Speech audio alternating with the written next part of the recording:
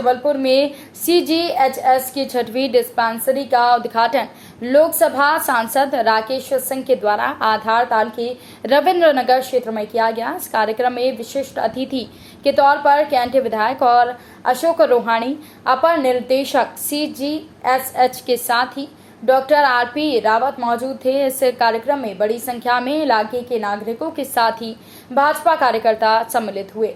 वरिष्ठ नागरिकों के द्वारा सांसद, विधायक और अपर निर्देशक CGHS का पुष्पगुच्छ और माला से स्वागत किया गया। कार्यक्रम में सांसद और विधायक के द्वारा उनके द्वारा किए गए प्रयासों का वर्णन किया गया। इसके कारण ये 6वीं डिस्पेंसरी का उद्घाटन संभव हो पाया। इस मौके पर सांसद और विधायक के द्वारा उद्घाटन पटल का अनावरण कर डिस्पेंसरी का विधिवत उद्घाटन किया गया। इसके बाद सांसद और विधायक के द्वारा डिस्पेंसरी का भ्रमण कर अवलोकन किया गया।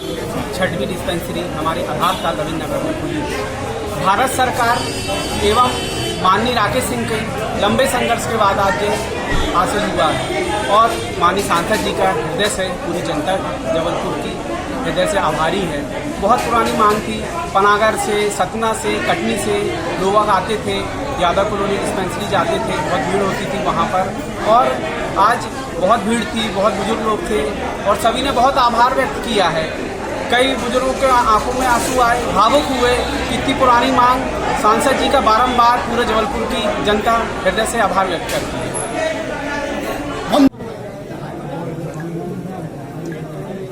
आज जबलपुर में फैक्ट्री से रिटायर होने वाले उन सभी कर्मचारियों के लिए बहुत खुशी की बात है कि CGHS की 6वीं डिस्पेंसरी जबलपुर में विधिवत उद्घाटित हो गई है।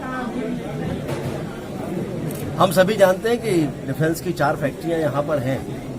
बहुत बड़ी संख्या में रिटायर होने वाले कर्मचारी, हमारे लिए वो गर्व की बात है कि वहीं जबलपुर में निवास कर रहे हैं।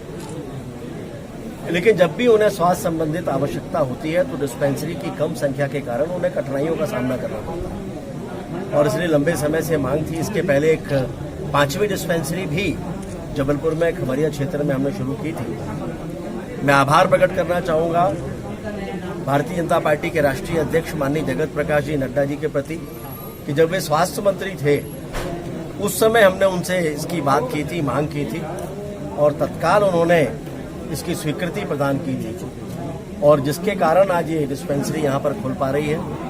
कुछ प्रारंभिक कठिनाइयाँ और थीं जिन्हें वर्तमान स्वास्थ्य मंत्री डॉक्टर हर्षवर्धन जी, उनसे बातचीत करने पर उन्होंने उनका निवारण किया और आप देख सकते हैं कि आज हमारे बुजुर्गों के मन में कितना उत्साह है, कितने खुश हैं वो कि कम से कम एक डिस्पेंसरी की एक बड़ी सौगात उनको प्राप्त हुई है। इस अवसर पर मैं इन सभी बुजुर्गजनों को प्रणाम करता हूं और ईश्वर से प्रार्थना करता हूं कि वो स्वस्थ और निरोगी रहें और जब कभी स्वास्थ्य संबंधित कोई समस्या हो तो ये डिस्पेंसरी उन्हें पूर्णतः निरोगी रखने में, स्वस्थ रखने में सहयोगी सिद्ध हो।